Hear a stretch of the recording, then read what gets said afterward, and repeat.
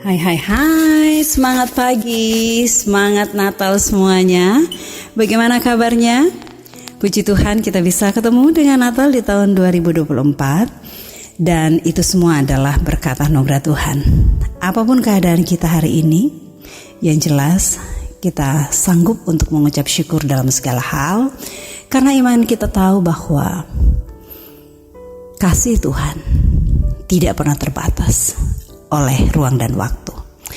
Bapak Ibu Saudara, bersama dengan saya Pendeta Esther Helena Tulung, saya akan menyapa Bapak Ibu Saudara melalui renungan pagi hari ini GKI Salatiga. Mari kita berdoa. Bapa, di dalam nama Tuhan Yesus, terima kasih karena Engkau sungguh Allah yang luar biasa dalam hidup kami. Engkau Allah yang memberkati kami sehingga kami boleh ada di hari ini. Kami bisa menikmati janji berkat-Mu di hari Natal ini. Kami rindu Engkau menyapa kami dengan kebenaran firman-Mu. Kami rindu Engkau membentuk kami sehingga kami bisa tahu apa yang harus menjadi prioritas kami di dalam panggilan hidup kami sebagai umat gembalaan tangan kasih-Mu. Bapa, bersabda, berfirmanlah. Kami sudah siap dan rindu untuk mendengarkannya. Di dalam nama Tuhan Yesus kami berdoa. Amin. Bapak Ibu Saudara yang terkasih, ada satu bacaan kesaksian Lukas, Injil Yesus Kristus menurut kesaksian Lukas pasal 2. Kita hanya baca ayat yang ke-7. Dan ia melahirkan seorang anak laki-laki, anaknya yang sulung, lalu dibungkusnya dengan lampin dan dibaringkannya di dalam palungan, karena tidak ada tempat bagi mereka di rumah penginapan. Bacaan yang terlalu familiar untuk kita, bacaan yang terlalu biasa bagi kita, tetapi kalau kita masuk ke dalam bacaan ini bukan sesuatu yang biasa. Karena kalimat terakhir, karena tidak ada tempat bagi mereka di rumah penginapan, menarik perhatian saya untuk membuat sebuah refleksi. Aku membayangkan bagaimana kalau Yesus itu lahir di Salatiga. Tidak ada orang yang mengenal Maria. Tidak ada orang yang mengenal Yusuf. Mereka datang ke tempat itu setelah lama mereka tidak berada di sekitar itu. Tentunya mungkin akan berlaku pepatah, tidak dikenal maka tidak disayang. Bisa jadi kita sama seperti orang-orang di tempat itu pada waktu itu. Kita mungkin tidak akan memberikan mereka tempat karena rumah kita juga penuh. Oh sorry, rumah kami juga penuh. Anak kami banyak, belum lagi ada guguknya. Kan mbaknya lagi hamil. Nanti bahaya kalau banyak guguknya. Terus yang lain, aduh jangan, soalnya anakku susah kalau misalnya ada orang yang lain bergabung di rumah kami. Oh maaf, soalnya saya sering keluar dan ya suami saya hanya di rumah saja, jadi ya bagaimana ya. Oh maaf, saya sebenarnya bisa saja merekomendasikan hotel, tapi maaf saya gak punya uang untuk kalian. Oh maaf, kalau begitu Anda pergi ke rumah sakit saja. Tapi untuk membiayai, kayaknya aku gak bisa deh. Oh iya, ada BPJS. Dan misalnya kalau mereka gak punya BPJS, bagaimana? Mungkin saja jawaban-jawaban itu yang bisa kita berikan. Atau ada juga yang sangat betul-betul memikirkan, tapi at the end akan mengatakan, maaf, saya tidak bisa membantu. Bapak Ibu Saudara yang terkasih dalam Tuhan, ini adalah sesuatu yang Kalau kita sebagai pembaca membaca ini, mungkin kita bilang, orang-orang ini tega banget ya, tidak bisa memberikan tempat bagi Yesus. Kita bisa mengatakan itu karena sekarang melalui iman kita, melalui bacaan-bacaan firman, kita tahu dia adalah Yesus yang adalah Tuhan. Gitu. Apa nggak ada orang ya yang berbelas kasihan untuk menyediakan tempat bagi Yesus? Tega sekali ya mereka ya.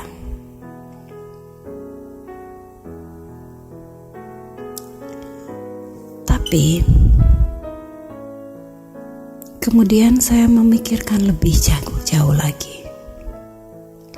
Karena tidak akan ada lagi adegan seperti itu setelah Yesus lahir.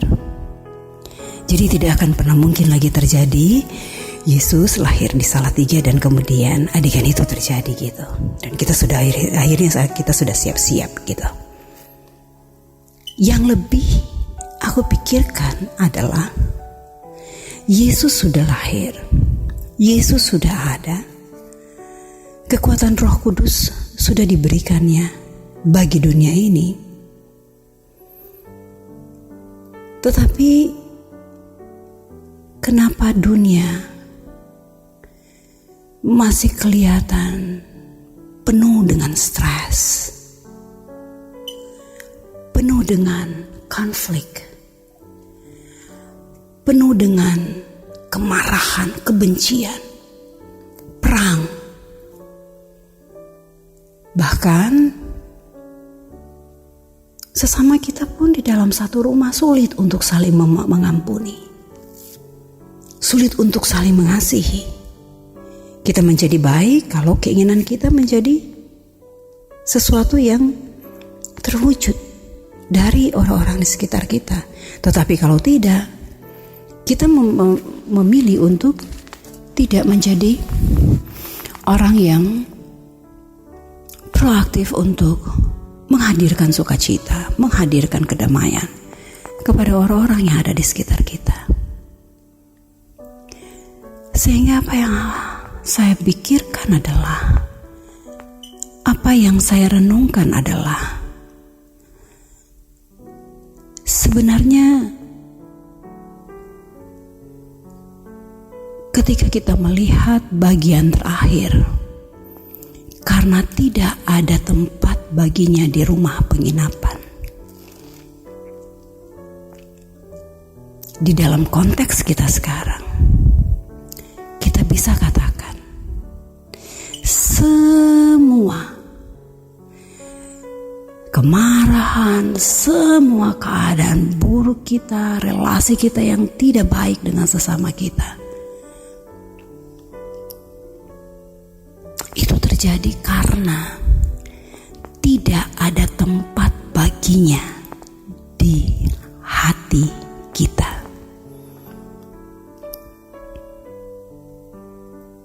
Hati kita sebenarnya menjadi tujuan utama Yesus. Hati kita adalah tempat di mana Yesus bertakhta. Roh Kudus membisikkan, Roh Kudus berteriak bagi kita untuk melakukan apa yang menjadi kehendak Allah. Kasih, sukacita, damai sejahtera, pengendalian diri, dan seterusnya dan seterusnya. Itu betul-betul membutuhkan ruang yang harus sengaja kita adakan, yang harus sengaja kita usahakan. Sehingga pada akhirnya, Bapak Ibu yang terkasih dalam Tuhan, ini bukan hanya pesan bagi Bapak Ibu pendengar, tapi ini juga menjadi pesan bagi saya. Natal adalah momen di mana kita betul-betul ada di dalam usaha membiarkan diri, menghanyutkan diri pada kuasa Roh Kudus. Jangan terlalu kenceng pegang ego kita. Jangan terlalu kenceng pegang pride kita. Jangan terlalu kenceng pegang apa yang melekat di dalam diri kita, kekuasaan, nama, harta, dan seterusnya.